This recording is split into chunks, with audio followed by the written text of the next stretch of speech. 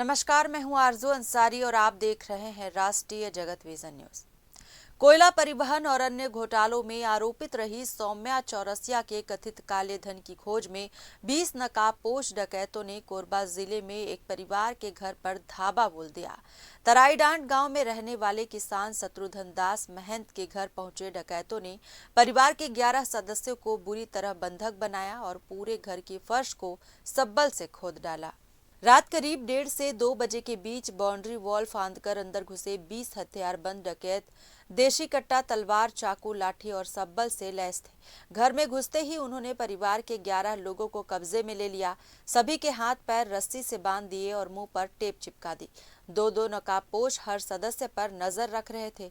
पीड़ित शत्रुघ्न दास महंत का कहना है कि डकैत बार बार पूछते रहे कि सौम्या चौरसिया ने जो पैसा दिया है वो कहाँ गाड़ा है। डकैतों ने रसोई और अन्य कमरों के फर्श को सब्बल से खंगाल डाला, लेकिन कोई धन नहीं मिला।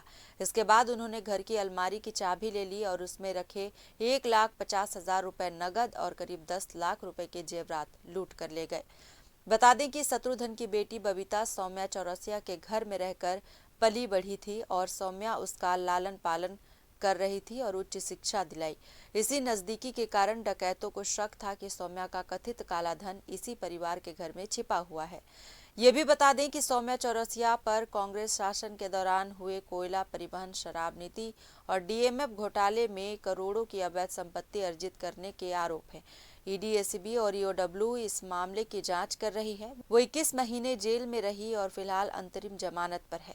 सौम्या चौरसिया पर कोयला घोटाले में 50 करोड़ के अधिक अवैध संपत्ति अर्जित करने का आरोप भी है। फिलहाल पुलिस ने आसपास के क्षेत्रों में चेकिंग बढ़ा दी है और आरोपियों की तलाश में छापेमारी जारी है। फिलहाल इस खबर में बस इतना ही। देश प्रदेश की खबरों से अपडेटेड रहने के लिए हमारे चैनल को सब्सक्राइब करें और नए खबरों के नोटिफिकेशन के लिए बेल आइकॉन जरूर दबाएं। नमस्कार।